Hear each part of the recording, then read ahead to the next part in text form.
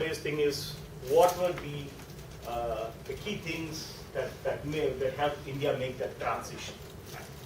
There was this ancient India, there was this post-independent India, and there's this India of today. So I'll try to sort of capture some of the essential things which I believe helped India sort of leapfrog in some areas, leverage on some of the developments that happened in the country, around or outside in the world, and that's what I would be sort of focusing on. I would probably sort of there may be a little bit of overlap in the beginning with what you might have already covered. That is probably more towards like sort of getting you to sort of keep in mind some of the essentials that could be relevant for the subsequent discussions to help me to do that, sort of set the context and the background. If that's something that you already know, just help me and tell me, then I'll move on with that. So, key stats, I'm sure you've seen it, but the context that I want you to focus on is that it's definitely not a country. I mean, everybody calls it a subcontinent, but here it is that like you can see the comparison with EU in a sense that the number of diversity of religions, the languages is comparable, and to set it in context for many of us from East Asia, because many people have asked me, oh, that's dialects, right? No, officially these languages are very different from each other. Majority of those 22 languages listed there don't even have a similar looking script, right? So that's the context to it, and 844 is one stat. I've also seen 1000 as a stat for dialects, so that's the kind of diversity you're dealing with. The number of states in India is roughly comparable to the number of countries in EU. So before we bash every sort of prime minister of India, we need to remember that EU couldn't even become a political union. I mean, at the end of the day, after so many years of experiment, all they had is a Brexit. And now next is after the Brexit, you have a cat exit, and then what else is Scott exit? I don't know what else is coming up, right? So just sort of spare a thought for the hot seat on which a prime minister of that country sits when with so much of reasonable economic similarity they can't create the EU. These are guys and ladies who are running a country of that magnitude and that complexity and diversity. And don't miss the sort of area of in terms of geographical size. Before the current EU, if you just look at the Western, now this is the size with the East Europe, but before, parts of East Europe which are joined, but before that, if you look at it, is roughly comparable, and for which, look at the population. It's more than twice the population, or probably at that time 2.5 to 3 in the older size, if you just look at that. That's the sort of magnitude of the country that they are having there. And in terms of races, literally every race, and in fact some people have asked me this question, did you make a mistake when you wrote Negroid race sorry, that's not a bad word, huh? Geographically, that's the official term for it, right? So don't bash me as the guy who said the wrong word or something like that. So I don't know if they have updated that word.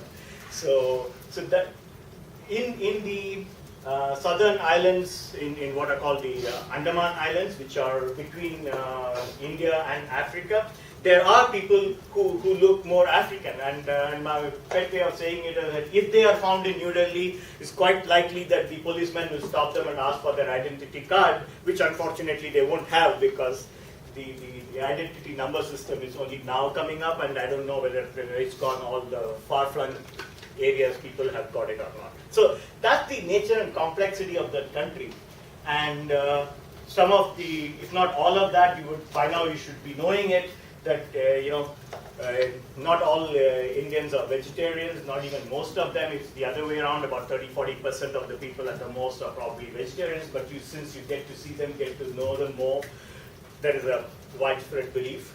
And India is the second largest Muslim nation in the world, next only to Indonesia. and all this language and traditions and things like that, by now you would have definitely covered, I'm sure, so I can move on. And but why are they like what they are? Probably one is that I can't probably say exactly for this generation, they do have a lot of stuff available in India, whatever you get here, but in a general sense for the majority, even in that country today, is that they are taught to live without certain things. Infrastructure definitely is poor, so which means, but they still manage to get things done, and they accept what it is. So every child probably in India knows that you can't depend on guaranteed electricity on the eve of your public examination, like your A-level or O-level examination. So constantly you'll be reminded by your parents that you never know when there will be a power cut, as they call it, or load shedding that will happen. So you have to be prepared even before. So infrastructure being unreliable, even when there is infrastructure facility available, is something that they learn to live with all their life. And I still say time is plentiful. Probably it was. Right? I mean, after they WhatsApp and watch Bollywood movies on their mobile phones nowadays, with the data pack, which now I believe is like you get some 60 GB free or something. I mean, or for a small fee, is I'm sure I don't think they have too much of free time. But yes, still there are places where you have weddings that are going on for multiple number of days, and festivals. The one that just ended went for 10 days. Right? By name it is called 10 nights or 9 nights, and so that's the resource which is available, and some other resources that they're trained not to have, right, to be prepared for it. So given all these constraints, generally you find them more adaptable, and one can be a foreigner in your own country. If there is a place like that, that's India, right? To give you an example, Dr. Siri's mother tongue and my mother tongue are both South Indian languages, and the two provinces are next to each other, Bangalore and the bordering state of Tamil Nadu. Probably you just have to travel 50 kilometers to cross over to a decent sized city from Bangalore to in Tamil Nadu. But if you cross over, so you can't read the signboard if you're looking at the local language signboards. English signboard, if it is there, fine, you survive. If you know Hindi and you can read the signboard, that is fine.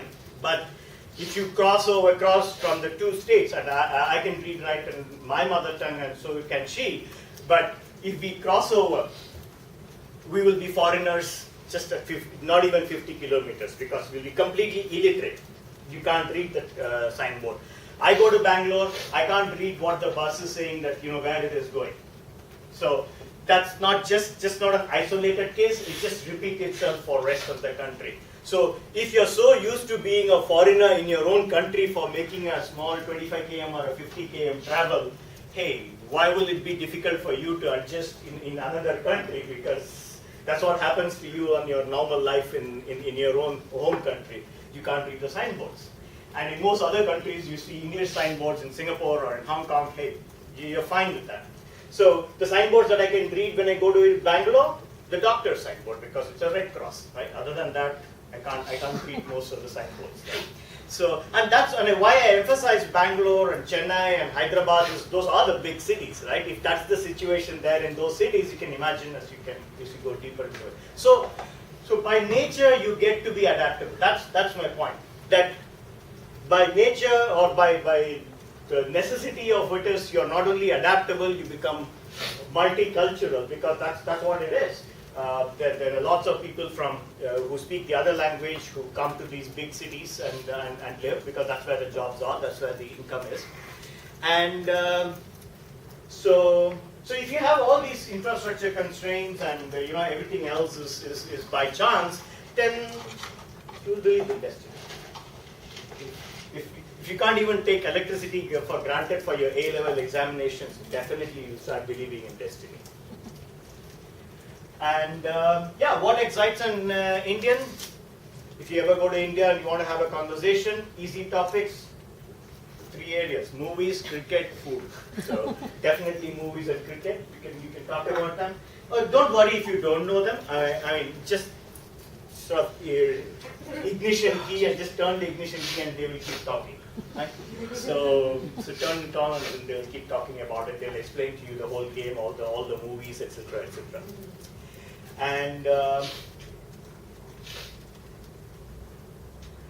so, given all those constraints and limitations, no wonder that they improvise. Right? They sometimes improvise in ways and manner in which you probably don't sort of haven't imagined. So that is 2 illustrations of the way they improvise. Right?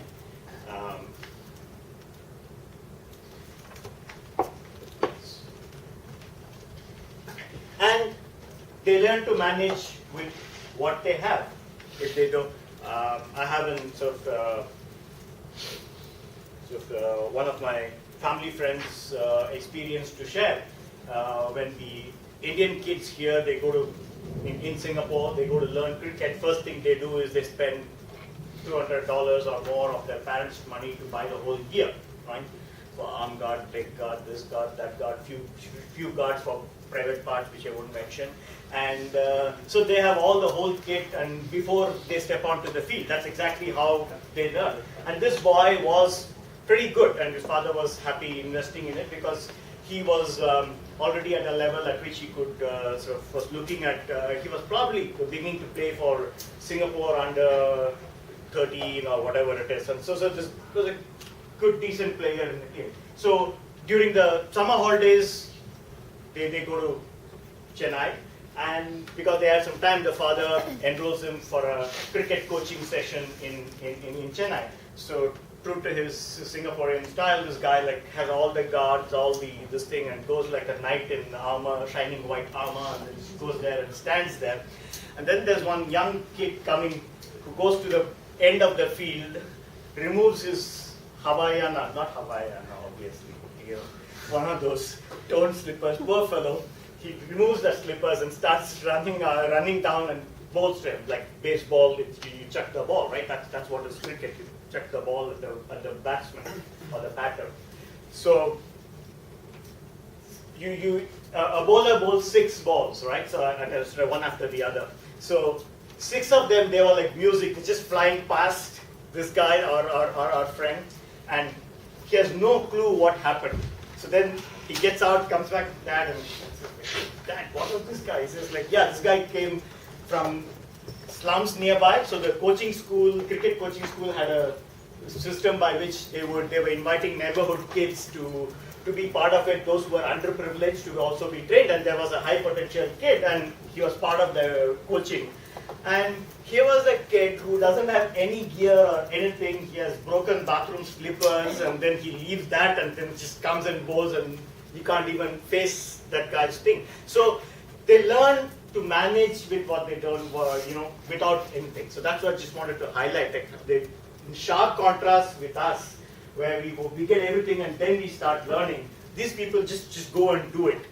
So that's why, in be it India, be it Pakistan, you will see that on the road corners, you'll find kids just playing cricket, and if a car comes by, they'll move to the side, the car goes away, they come back, and smaller roads obviously. And there are other games that you find and fun stuff that you see in India, which just don't require any equipment or anything. So some of those games that you see on the pictures over there, the bottom 2 these 2 are pictures from cricket, but these are not, obviously. And there are things that they just do, and they have invented, they have created their own games which just don't require anything. So that they learn to manage and to have fun, even without equipments and gears and places and things like that. So, but this improvisation sometimes goes to the extreme.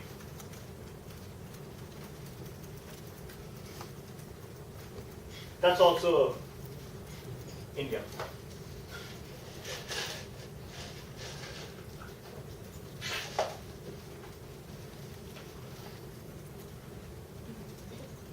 is one point two.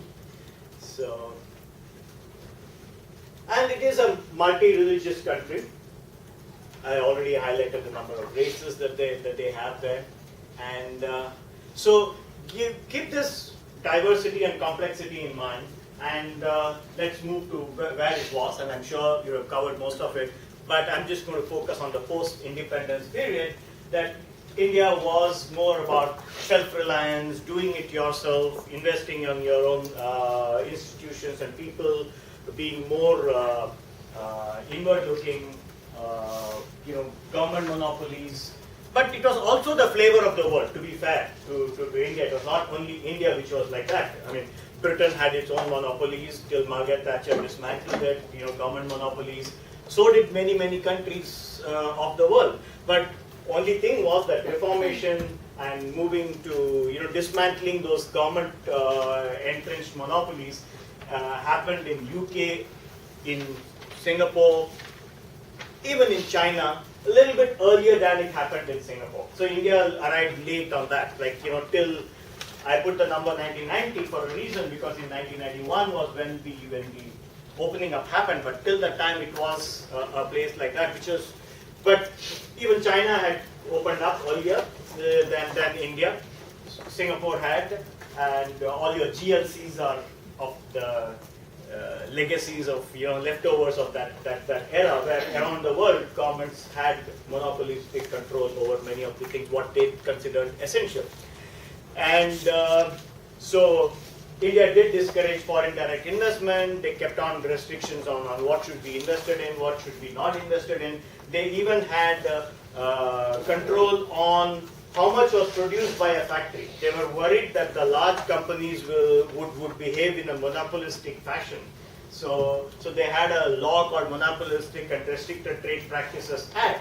I'm not going to bore you with that, but all I wanted to highlight to you that the government controlled Unilever and Colgate as to how many toothpaste tubes that they can produce.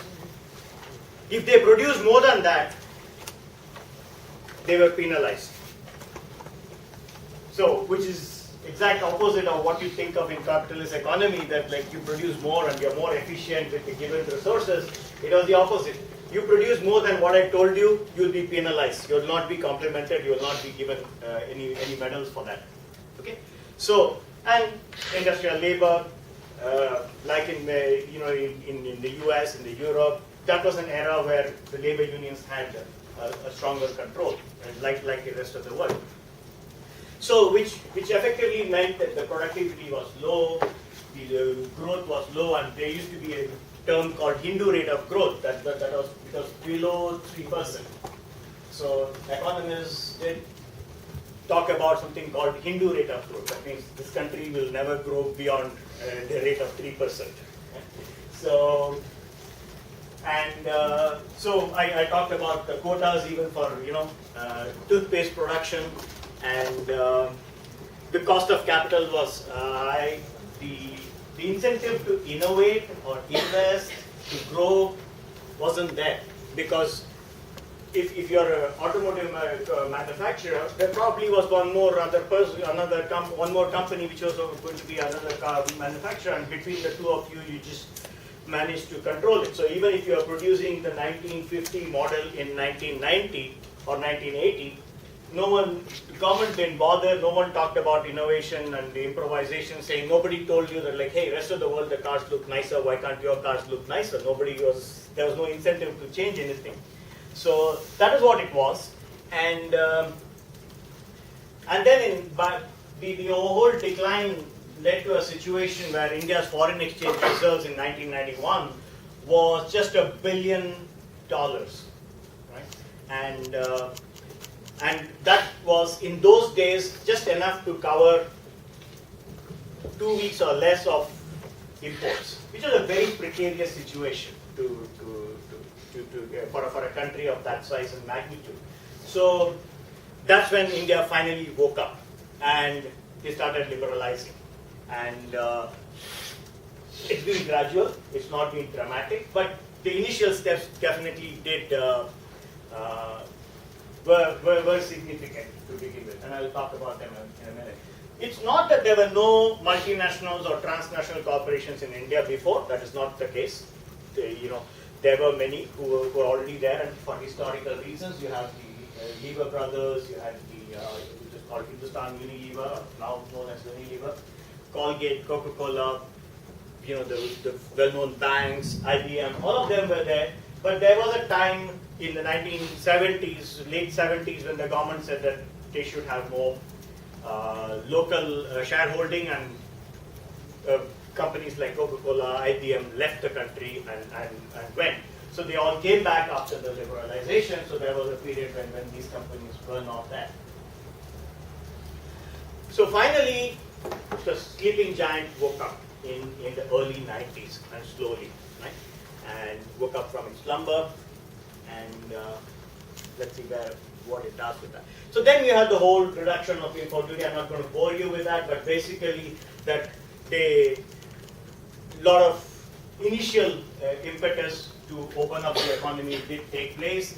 You had the SICA Comprehensive Economic Cooperation Agreement with Singapore, with the ASEAN, moved on to join the World Trade Organization, devaluation of currency, more restrictions on imports, all of those things that started happening. And Indian companies, this was a country which was afraid of foreign direct investment, but given the impetus that happened, Indian companies started taking over foreign companies. So suddenly India realizes that opening up the economy was not that it's going to be that foreigners would come in and take over your country. It is not that like some Robert Clive or somebody would come in and with the ships from East India companies and take over your country again. But all that thing was misplaced. It was the other way around, that the Tatas and the Mahindras and the other Indian companies were going abroad and taking over companies overseas. So the reverse was going to happen. So sort of a surprise for Indians, the general masses as well as the business community, right? And so what were the key drivers for globalization? India's trade liberalization, markets were getting more integrated with the rest of the world, international finance and trade investment was coming in. The technology change was an important thing. The outsourcing industry, India had a good English educated, India always has this contrast.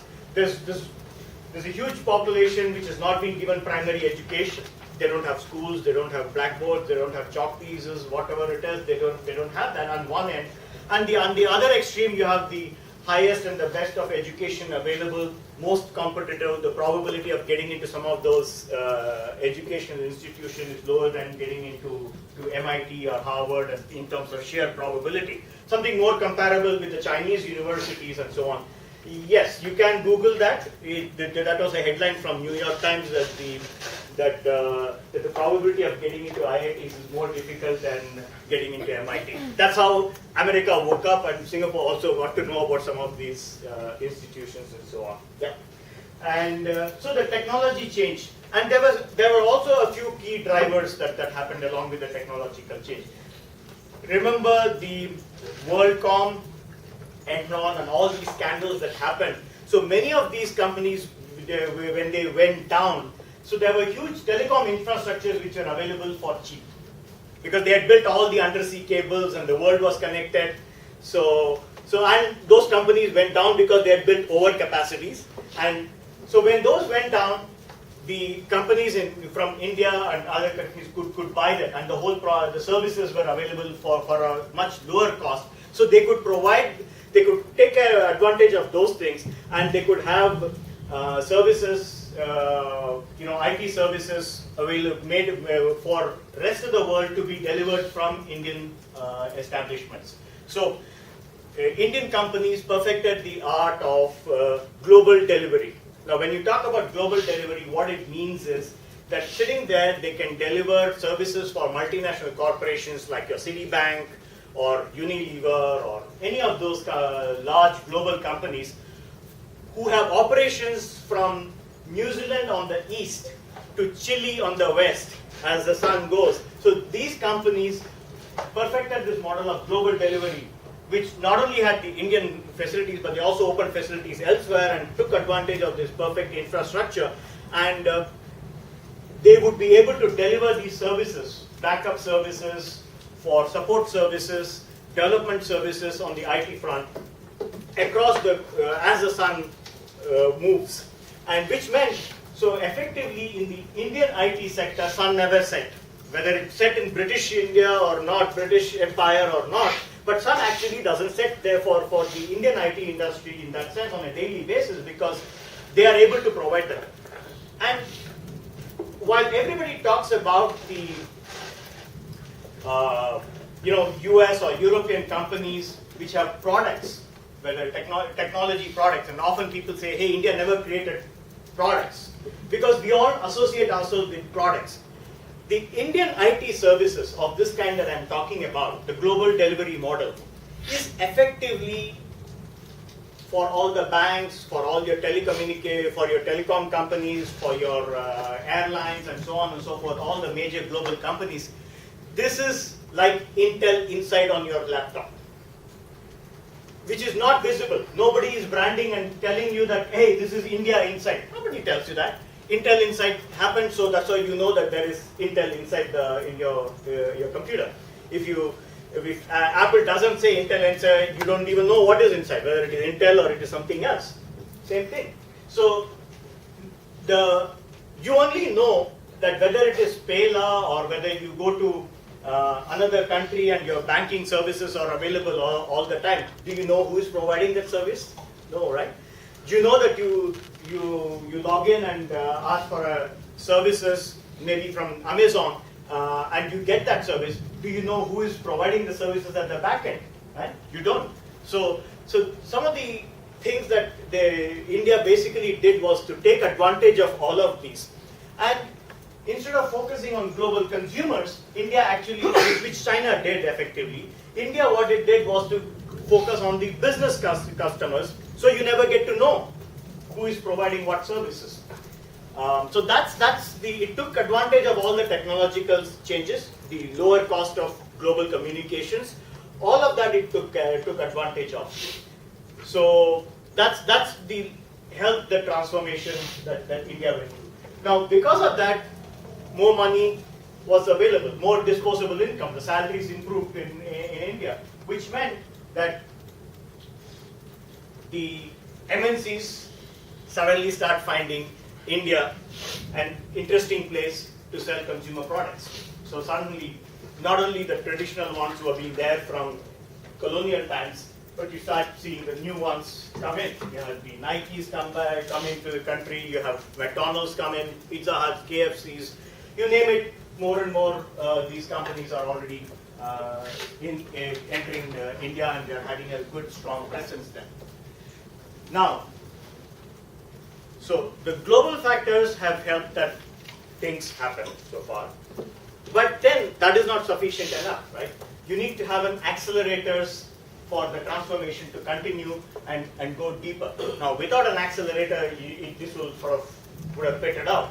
So what were the accelerators? And my view is, here are a couple of accelerators. One was, people suddenly started seeing that there is a future possibility. So their aspirations went up. And you would see in a minute from where they got the triggers, what were the catalysts. But here is, watch this picture carefully. This was somewhere in the 90s, right? Here is a kid whose aspiration was that he'll be Bill Gates. Okay? He shouldn't be, I mean, it's unfair that he's working instead of being in a school. But I'm focusing on the aspiration the kid has. And this is a real picture, this is not a Photoshop, and this guy was running a computer company in Bangalore, and I think still has a smallish one. He didn't take off. He used to assemble computers and sell in India. So this was not a Photoshopped picture. This was real. That's the level of aspiration. And probably even before rest of the world, even before rest of India understood, this picture was an indication of the kind of aspiration people had in the 90s, soon after the country opened up.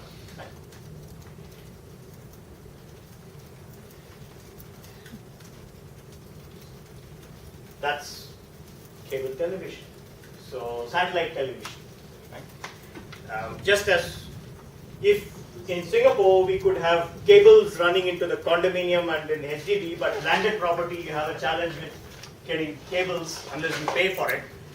You can imagine in a country like India with villages running cables all over the country is not an easy task. So obviously what triggered it was the satellite television.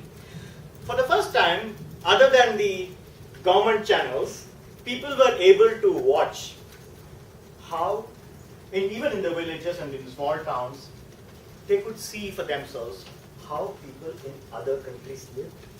What was the lifestyle like? Or for that matter, even how people in India lived in big cities. So suddenly, the people in the villages, people in the tier 5 cities, tier 4 cities could start dreaming. And they had a visual imagery to their dream as to like, this is what I want to be, this is how it is, this is what people, right or wrong, but that's the image, what they saw on the television made them think that like, hey, what am I doing here? And this is how people are living in India, in other parts of India, this is how people are living in the rest of the world, why can't I do it? And then came the mobile revolution. Not only they could dream, they could share their dream. So, one upon the other, they're all catalyzing. Do you realize that these accelerators are like each one is accelerating the previous one even faster and faster? So that's my hypothesis or theory that one after the other, all of these things were triggering people to dream big and believe that they could do things. And that's the belief that they needed. Right? It's not that they were already resourceful, they knew how to live without electricity, so in a most modern world, and they needed that what to look for, and that there are other people like them who are achieving it, so I can also do it.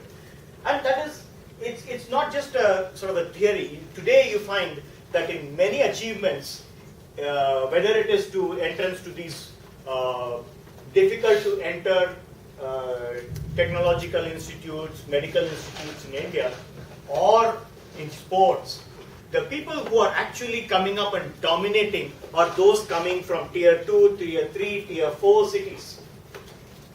Previously, it used to be only the big city boys and girls. Now, you see them coming from really remote places, and they are determined.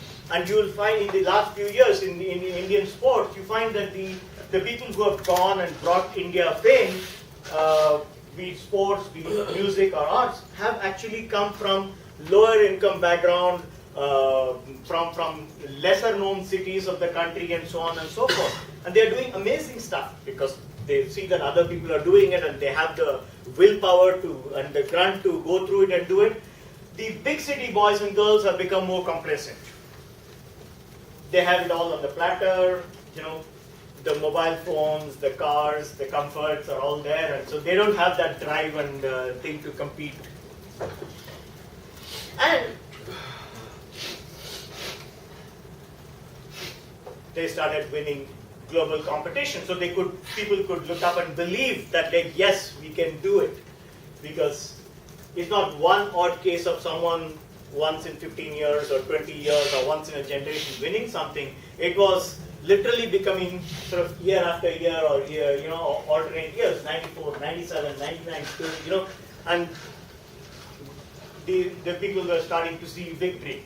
Whatever it was, whatever field it was, but they could see and relate to them. And they all went on to, most of them have gone on to become superstars in Bollywood, so they can relate to them, they can see and, see them in their sort of life for a much longer period of time. So, anything before I'll move into other social things, but maybe good time to pause and take some questions. Any questions on the past part of it? Now we will move into the more recent. Anything? Nothing? Okay. So far, you have heard all of these already before, or there are some new stuff that came in? Yeah, I think it's quite new. Okay. Cool. Thanks. So moving on. So what's happening on the social front? Okay. Women in higher education. That's a stat that is picking up, right?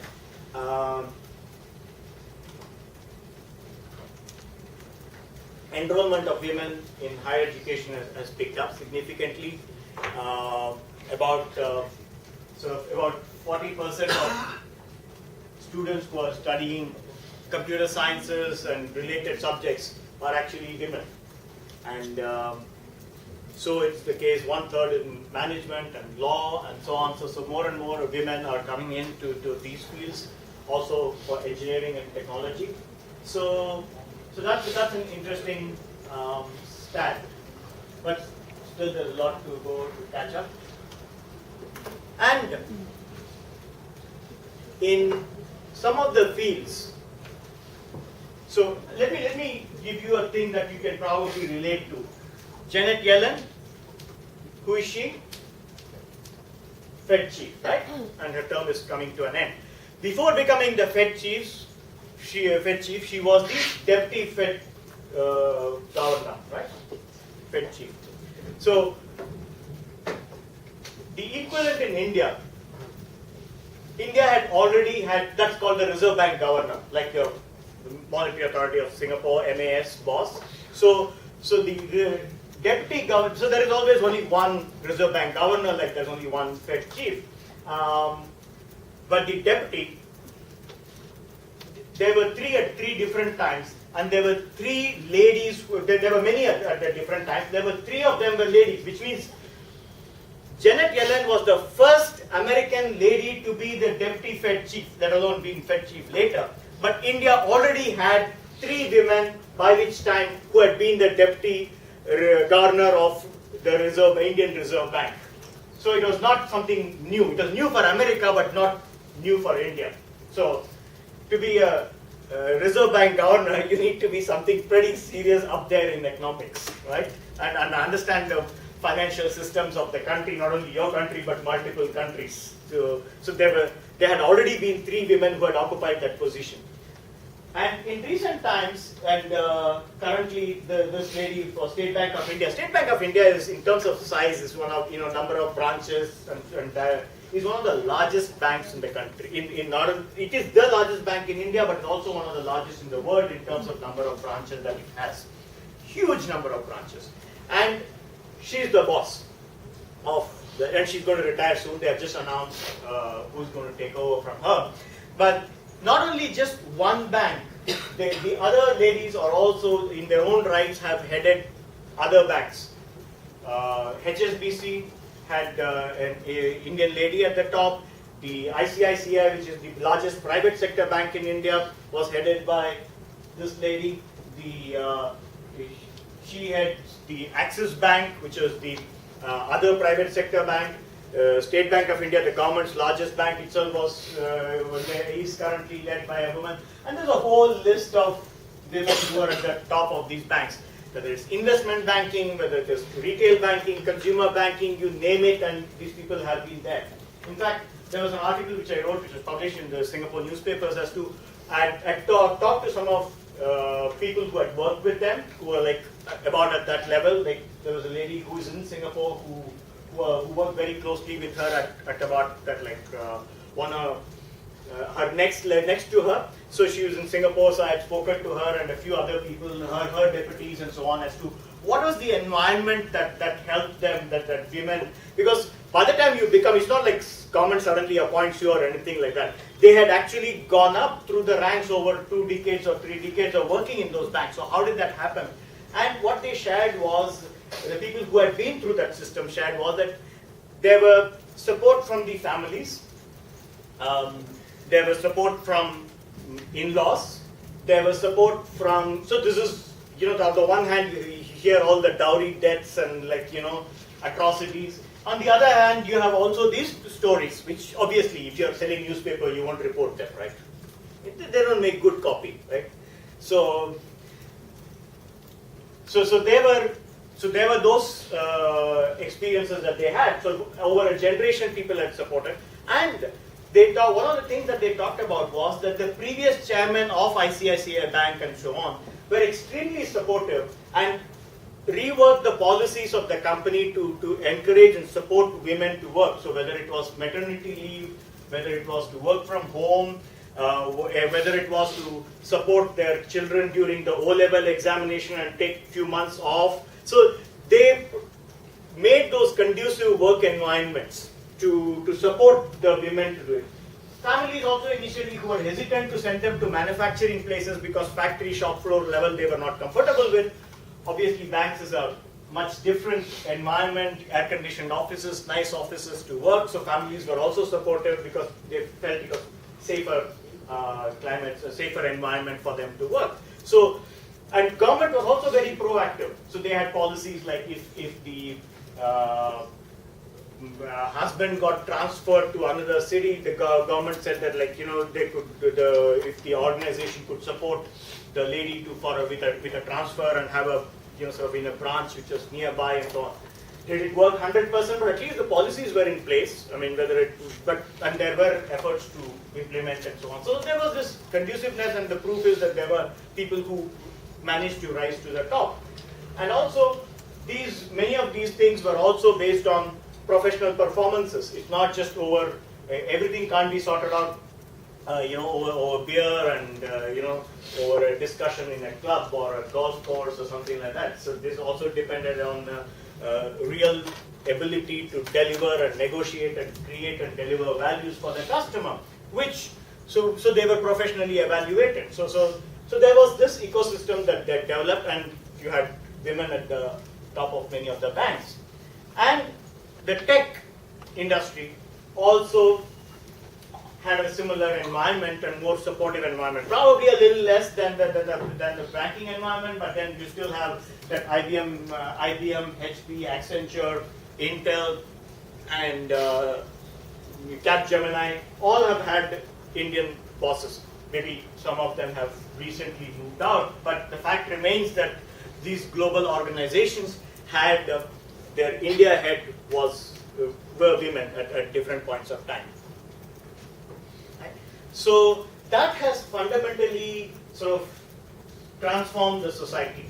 Family had double income. There was the society had to sort of work differently. Support from parents and in-laws that I talked about, childcare. But there was also low cost domestic health which is available, and in large countries that is possible because people can come from villages or tier 5 cities and things like that. They migrate to the large urban metropolis and work as domestic health. So there were favorable factors that helped, and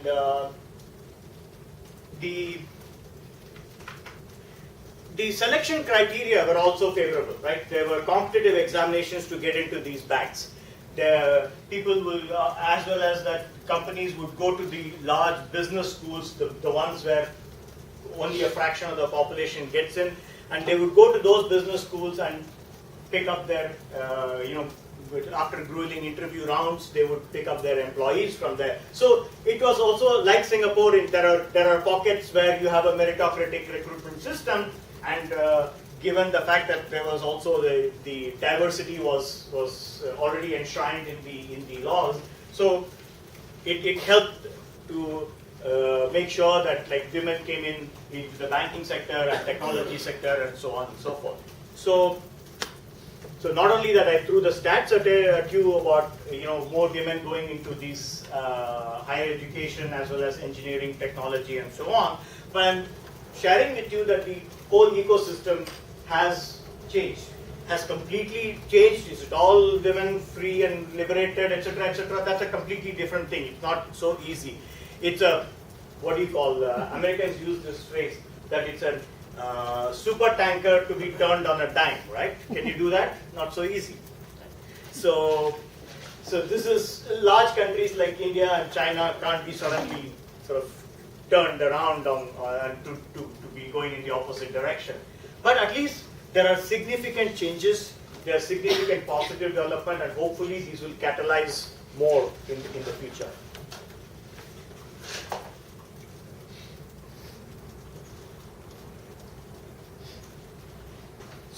is not all about outsourcing. There are other things. Some probably you have heard of, but some you have not heard of, that I'll share with you. Anyone read this news? This is 2017. This is a world record. The maximum number of satellites anyone else has launched at one shot was some 37 or something like that. Okay? India for the first time launched, not for India's first time, the world first time, 104 satellites from one takeoff. Okay? So if you keep reading about Kim Jong-un, don't bother. This guy is trying some kid stuff probably. Yeah, but dangerous stuff that he's trying out.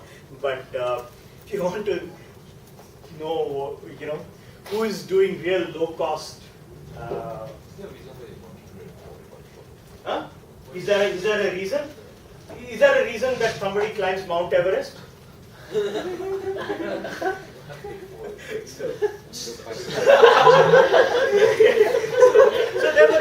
they had 96 orders for satellites. So like, yeah, okay, we'll send them one shot. Like, you don't have 4 more. I could have also sent 108 and more auspicious number in India, 108 maybe.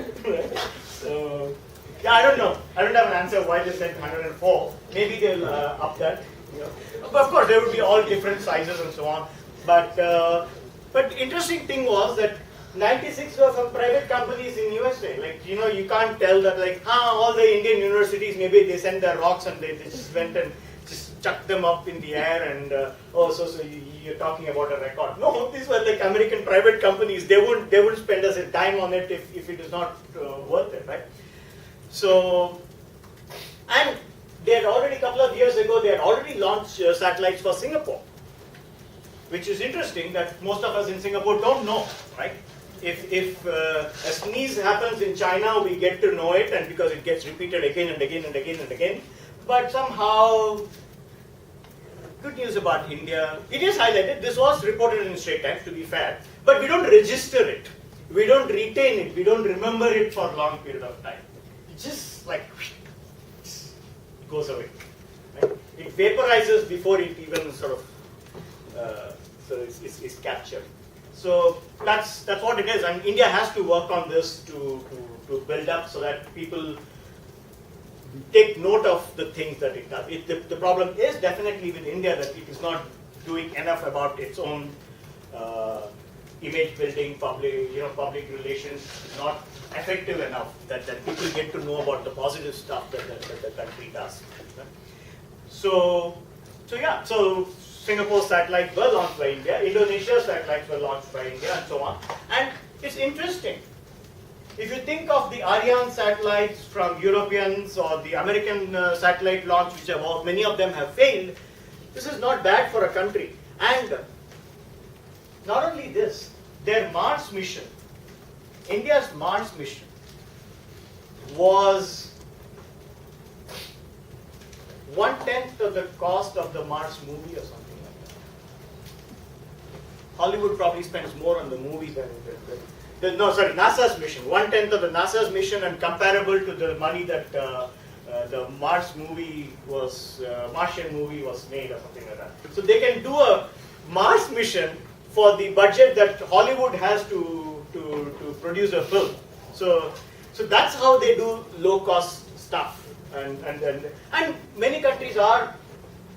To be fair, Singapore does take note of it. When I say this, it's about us as a general, Singaporean population that we are not aware of it. Absolutely, Singapore is aware of its capabilities. That's why they have launched 6 satellites already. At the right levels, they know about what are the capabilities. It's just that we don't know it at a sort of a public level. That's all I'm saying. But the people who need to know in Singapore definitely know it. Yeah.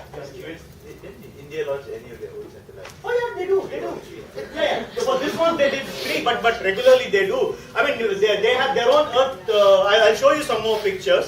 They have their own geostationary satellites, their telecommunication satellites. They have their own. They have a thriving business on that because they can produce these satellites at low cost, which is why now they are launching a lot for other people, but they do their own. So remote sensing satellites. So many of the satellites that constantly take pictures of the Earth are Indian satellites. So they have different resolution power and they take pictures at different levels. And these pictures, they have the Indian Space Research Organization has a thriving business in selling those photographs. So there are many US and other companies, even many of your Google Maps and all this, even Google, here it is not mentioned. The 2016 launch had some satellites for Google also. So they do this constant taking pictures of the Earth. So all of those things they do sell those photographs when they constantly take those pictures. So and those remote sensing satellites pictures are used for big data analysis that you keep talking about, hearing about. Those real big data analysis are coming from those. Not many of what we think are our, those can be handled by your Excel spreadsheet. We all think big data. This is not big data. Big data is these kinds of images. And recently I moderated a talk in Singapore where I had the IBM Watson, one of the scientists who works on IBM Watson. He's a solution guy, and Accenture's Internet of Things, EDB, Accenture Center for Excellence, the person representative from there. And I moderated that panel discussion. And one of the things that they talked about is they've combined these kinds of pictures with data analysis in Singapore and in India also they have done, and a lot of that he talked about was being done in India. With the big data analysis combined with artificial intelligence. So they constantly take, for example, the pictures of these satellites or anyway taking pictures of the fields, and they asked from these remote sensing satellite companies that give me pictures of this particular place, and that is the sugarcane growing areas. And they gave those latitudes and longitudes and said they asked for pictures from that over long periods of time. And they had those pictures and they put it through the supercomputers and the artificial intelligence combined, and they analyze the greenness of the leaf, and they analyze the pictures at 3 kilometers height where they can get the full picture of the thing. So the combination of remote satellite pictures taken by these satellites with big data, with the analysis and the intelligence of artificial intelligence from Watson, they are able to predict what's happening to the sugar crop. And they have been able to predict with and this is the guy from IBM Watson. This guy said it openly in the conference in Singapore. Today is Saturday? Last Friday. Not yesterday, but the 1 week back. He said that they are able to analyze and give this prediction with 90% accuracy on what is expected of the sugar crops. And they said that they piloted this in India because among the sugar crops around the world, it was one of the most complex things to analyze. And so they worked on the Indian crops because the variations and the factors that affect the sugar crop are phenomenally higher in India. So they piloted it in India, and they said that they have been able to predict it with 90% accuracy, and they are working on other crops similarly for other things. So that's a separate talk, but just because even you asked me this question, so I thought I'll put it in context for you, that this is happening, and this is real relevant stuff that is happening. And they are saying that this is better than many of the analysts who go to the field and check it, because they are at a plant level, whereas this one they are able to get it for a whole field level and over multiple days and things like that. So be scared about the artificial intelligence which can find the difference between greenness of the leaf and be able to predict the sugar crops. So analyst jobs are in danger. Or maybe you can do more analysis. I don't know which way to go. But that's happening. All of these things happening, and they are happening in India. I'm sure these things happen in China, no doubt about it. And India does make cruise missiles. Right? If you think there's this so-called rocket man is the one who makes it, hey, come on. So these guys definitely have it. They make it. But that's what is this country. In the National Day Parade, you will have the Camel Regiment and the cruise missiles all like right next to each other, because that's the nature of the diversity of the country. To fight the borders along with, to defend the borders around Pakistan, which is the Thar Desert, and in that area you need camels. there's a camel regiment there. So that country it does what it needs to do, right? It needs to have the camel regiment. It also needs to have cruise missiles, right? So that's India. So they not only have remote sensing pictures of their own fields and cities, they also have those for Pakistan, they also have those for USA, and they sell, and they make money out of that. Maybe not so much if it's a private company, maybe, but the fact is that they have remote sensing pictures from around the world, from their own satellites.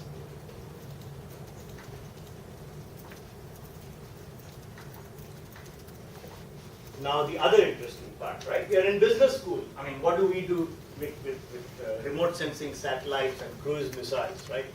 Maybe in social sciences school, yeah, cruise missiles is a place, political science, global politics. But as business school, this is interesting. What's happening with the billion consumer market? Okay. So I'll give you a minute to read because I think that this is something which is pretty interesting.